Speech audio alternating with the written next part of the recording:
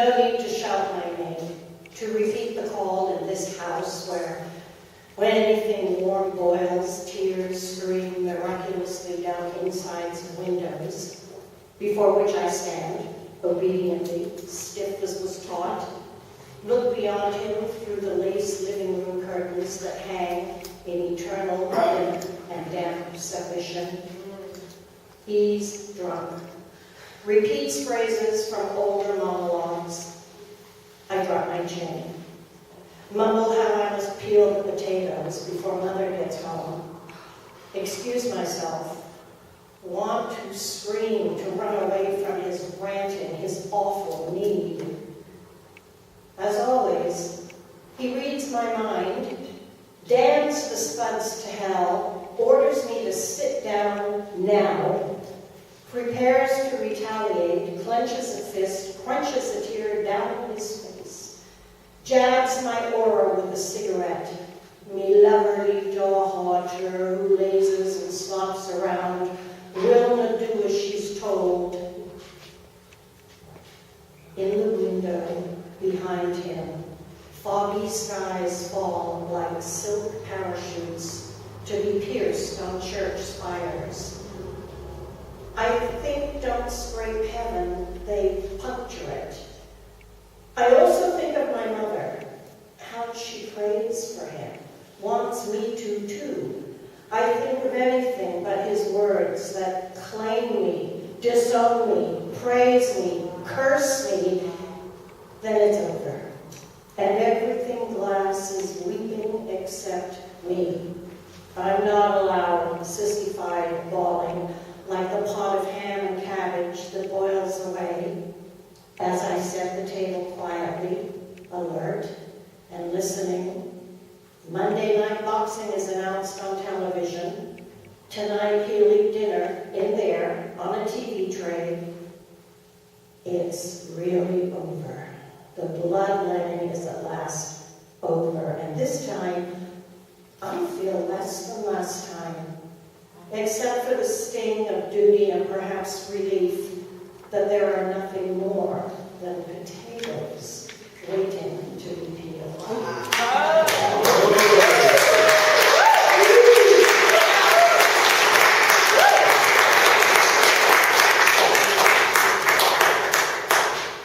The corner where he died. He had a small electric heater by his feet, a round table, an uncurtained window, and a freestanding pull-chain lamp at the corner where he ate ground-up meat, drank his tea with tomato sandwiches, swallowed X-Lax and Alka-Seltzer, smoked filterless cigarettes with straight shots of bourbon, warm amber tonics to dull the heavy ache of shingles, emphysema, cirrhosis, cracked pelvis, suffocating spirit. Saw no doctor. Once laid on the floor all night with a broken leg, refusing ambulance. While my mother begged, pleaded, cried, even brought a bottle for him to pee into until he fell unconscious with the pain. After they took him, he woke up raging at us in the hospital. Never forgave us. Wanted to stay forever in his corner. Watch television. Paste sequins in shiny bits of foil and glitter on recycled frames. Filled with pages he tore from magazines and recolored with leftover house paint and crayons. Seems one morning he wouldn't or couldn't wake up. My mother phoned me right after she called the parish priest, who must have suspected but gave last rites anyway. And I knew when my father let me put my arm around him and didn't flinch, didn't call me a bitch, that's how I could tell. The coroner sent my mother to the kitchen where she keened lowly like a living piece of world that had broken off to fall forever. As I watched them carry out his body bag, feet first, and stay with all that was left of him in his corner small mound of watery shit in a chrome bedpan, which my mother emptied before kneeling down to pray for his soul, telling me later how a halo of light appeared above her, a sign, a miracle, a fleeting shimmer of recognition, of appreciation.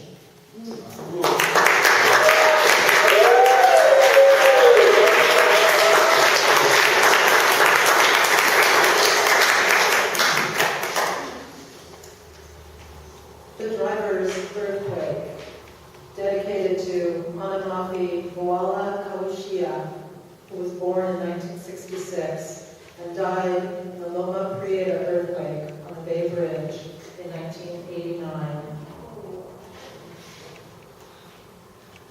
My words could sing.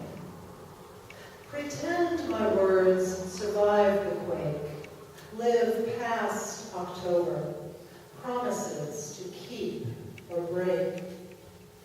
Pretend I do not drive to meet my brother's plane, withhold kisses instead until he knocks on our front door. My words could serenade others as well, the nurses where I work, cashiers in stores, my husband most of all. Pretend we tell our children how we met. Pretend they're born. No, tell the truth. I drove across the bay. I met his plane, and concrete cracked. They mourn for me, the kin I left behind.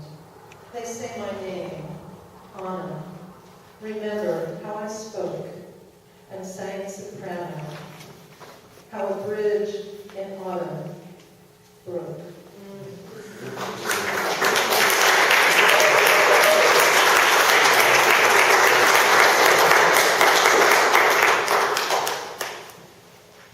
Let her have him back.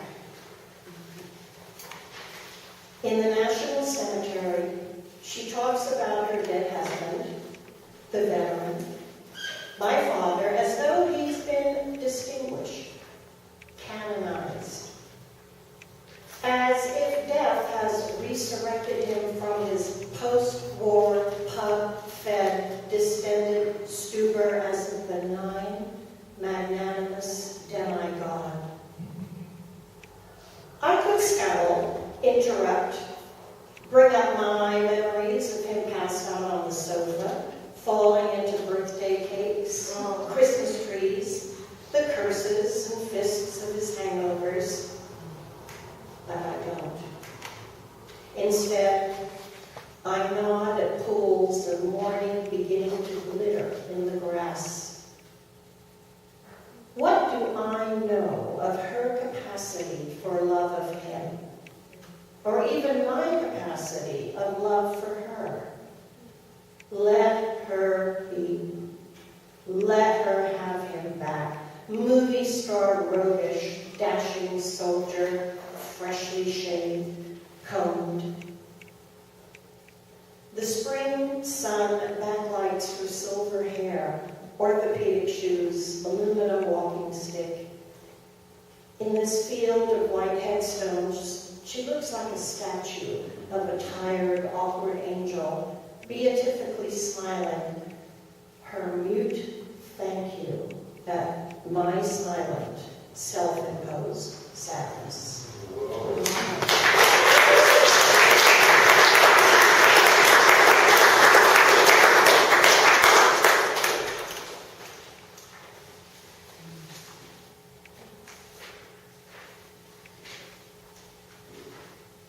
Renter Sonnet number 6, dedicated to tenant activists. A face, a shirt, a glowing cigarette. Alberto, single dad, each night curbside. He paces, pensive, grim. He may have debt or trouble with his ex. He doesn't hide his woes. He sprinkles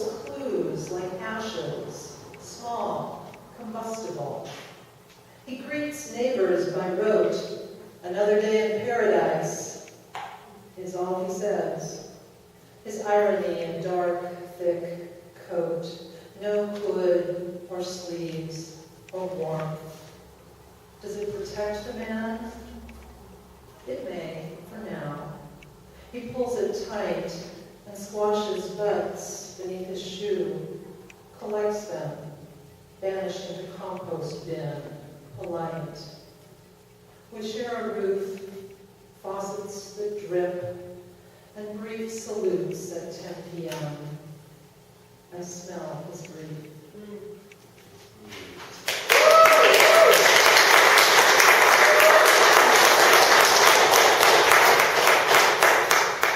Renter Sonnet number 7. At 10 p.m., I emptied the parking lot.